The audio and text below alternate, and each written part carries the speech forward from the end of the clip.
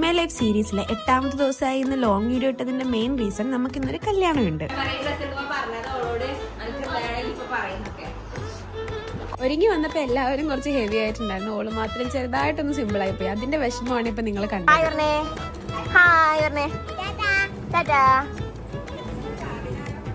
ഭാര്യനെയും മക്കളെയും കൊണ്ടുവരാതെ ഒറ്റയ്ക്ക് ആഘോഷിക്കാൻ പോകുന്നു.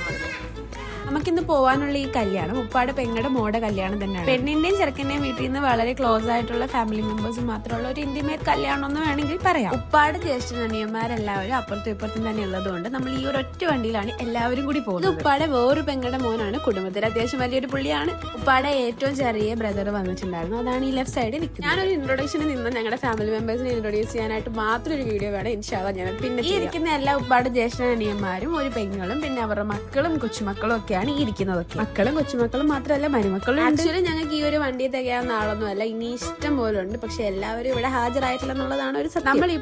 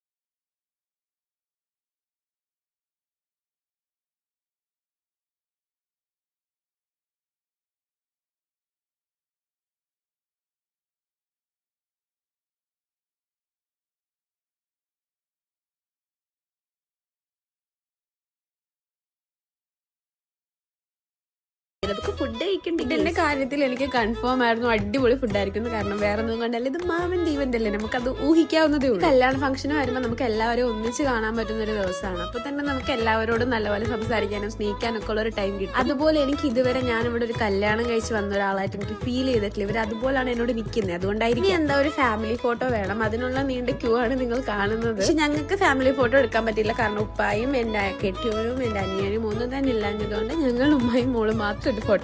വെള്ളം ഒന്നും കുടിക്കാനുള്ള ടൈം കിട്ടിയിട്ടില്ലായിരുന്നു. കാരണം ഞാൻ വീഡിയോയോട് പുറകെ ഓടിയിട്ടുണ്ടായിരുന്നു. അങ്ങനെ നമ്മൾ ഫുഡ് കഴിക്കാന്ന് കരുതി നല്ല കാര്യത്തിൽ കഴിക്കാൻ വേണ്ടിയിട്ട് ഇറങ്ങിയിട്ടാണ് ഇപ്പൊ നിങ്ങൾ ഈ കാണുന്നത്.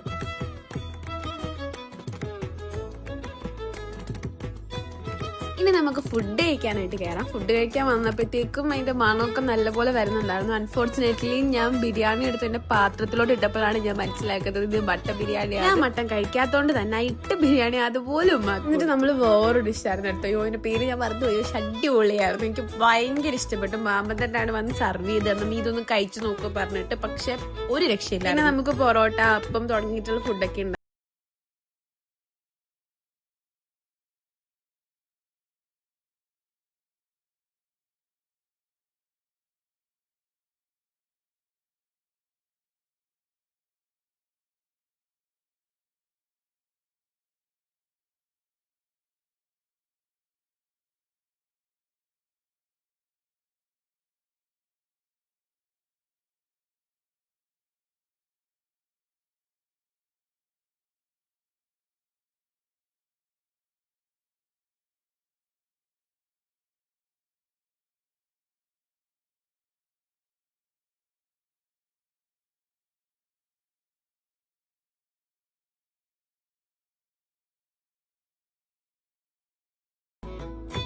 ഫുഡ് കഴിച്ചു കഴിഞ്ഞാൽ നമുക്ക് ഇനി അടുത്ത പരിപാടി എന്താണെന്ന് ഞാൻ പറയാൻ നിങ്ങൾക്ക് ഊഹിക്കാമല്ലോ. നമുക്ക് 2 ഫോട്ടോസ് ഒക്കെ എടുക്കാം. നല്ല ഡെസേർട്ട് ഇവർ സെർവ് ചെയ്തിട്ടുണ്ടായിരുന്നത് ഫ്രൂട്ട്സും പിന്നെ 2 പുഡിങ്ങും ആയിരുന്നു. ഓരോ പീസ് പുഡിംഗ് ആണ് നമ്മൾ എടുത്തിട്ടുണ്ടായിരുന്നത്. രണ്ടും ഒന്നിനൊന്നും അപ്പുറം ഇഷ്ടപ്പെട്ടിട്ടുണ്ടായിരുന്നു. പക്ഷെ ഒരെണ്ണം എനിക്ക് കുറച്ച് കൂടുതൽ ഇഷ്ടപ്പെട്ടു. ഒന്നൊരു ഡേറ്റ്സും പിന്നെ മറ്റൊന്ന് വേറെന്തോ ആയിരുന്നു. അതായിരുന്നു എനിക്ക് കൂടുതൽ ഇഷ്ടപ്പെട്ടത്. ഈ ഫോട്ടോ എടുക്കാന്നുള്ള പരിപാടിക്ക് ഫോൺ ചാർജ് തരിക എന്നുള്ളൊരു every action has A reaction എന്നാണല്ലോ. അതുകൊണ്ട് നമ്മൾ ഫോൺ കുത്തിയിടാൻ പോവാണെന്നാണ് ഞാൻ പറയാതെ പറഞ്ഞത്. അങ്ങനെ നമ്മൾ ഫോൺ കുത്തിയിടാൻ വേണ്ടിയിട്ട് പെണ്ണിനെ ഡ്രസ്സിംഗ് റൂമിലായിരുന്നു പോയിട്ടുണ്ടായിരുന്നു.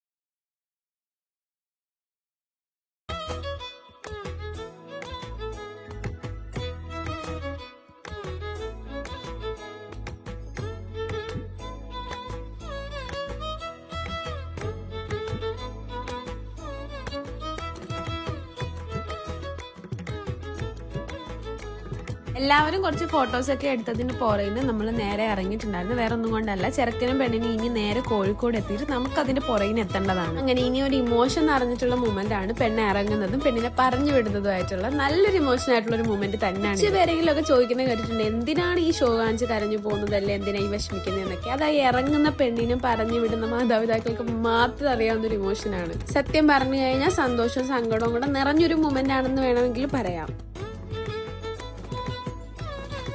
ആ പെണ്ണിന്റെ റൈറ്റ് സൈഡിൽ നിൽക്കുന്നതിൽ റോസ് കളർ സാരി ഉടുത്തിട്ടുള്ളതാണ് പെണ്ണിന്റെ ഉമ്മ. ലെഫ്റ്റ് സൈഡിൽ നിൽക്കുന്ന ചെക്കൻ്റെ ഉമ്മായുമാണ്.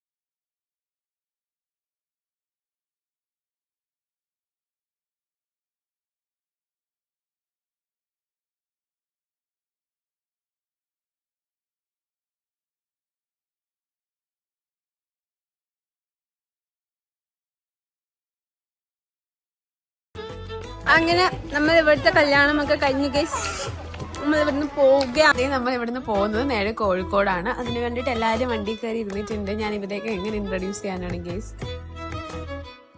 3 മണിക്ക് എടുക്കേണ്ട വണ്ടിയിൽ ഞങ്ങൾ എല്ലാവരെയും പിടിച്ചിരിക്കുന്ന സമയം എത്ര? 2:47. ഇനിയും എത്ര ഇപ്പൊ നേരത്തെ ഞങ്ങൾ ഇരുന്നിക്കണം. ഇനിയും കുറെ നേരം ഉണ്ട്. ഞങ്ങളൊക്കെ ഇരുത്തിട്ട് അങ്ങനെ നമ്മുടെ ഫൈനലി വണ്ടി എടുത്തിട്ടുണ്ട്. പക്ഷെ ഇനിയുള്ള പ്രശ്നം എന്ന് പറഞ്ഞു കഴിഞ്ഞാൽ നമുക്ക് അവിടെ ചെല്ലണം. വലിയ മേക്കപ്പ് ഒന്നും പോവാൻ പാടില്ല. എന്നാൽ കുറച്ചൊക്കെ ഡാൻസും പാട്ടും വേണം.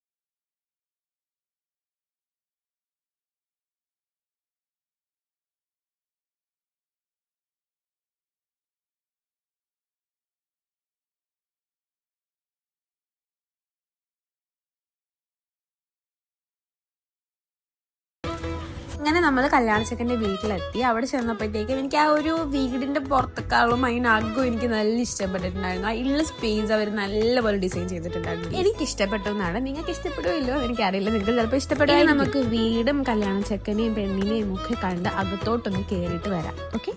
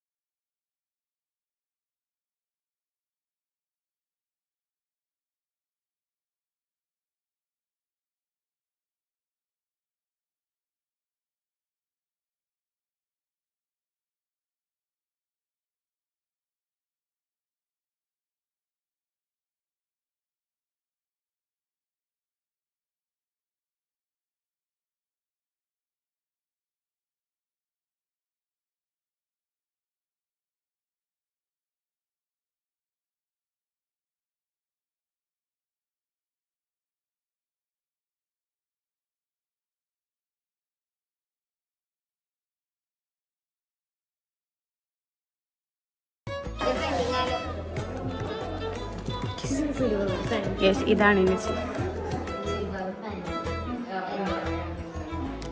മറ്റേ ഹലാൻഷാടെ വീട്ടില് വെളിയിലിരിക്കാനുള്ള സെറ്റപ്പ് ഇല്ലേ?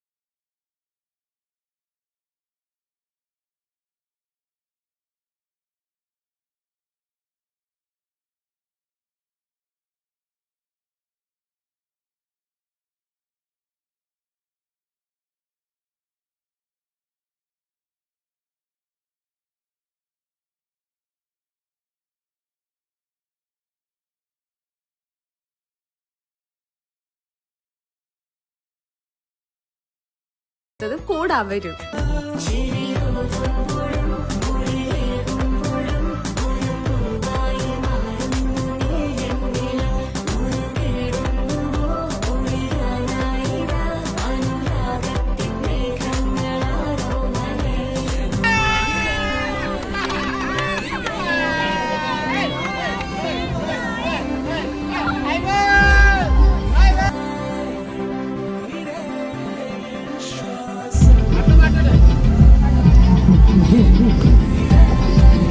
നമ്മുടെ ഡേ ഇൻ മൈ ലൈഫ് ഇവിടെ കഴിഞ്ഞു. കാരണം ഇനി ഒന്ന് കിടന്ന് ഉറങ്ങുക, അതിനു വേണ്ടി ഒന്ന് കുളിക്കുക, ഇതായിരുന്നു മെയിൻ. സ്കിൻ കെയർ ഒന്നും ചെയ്തിട്ടുണ്ടായിരുന്നില്ല. വന്നു, കുളിച്ചു, കിടന്നു, ഉറങ്ങി. ഇന്നത്രേ ഉള്ളൂ. ബാക്കി നാളെ ഇൻഷാ അല്ലാ.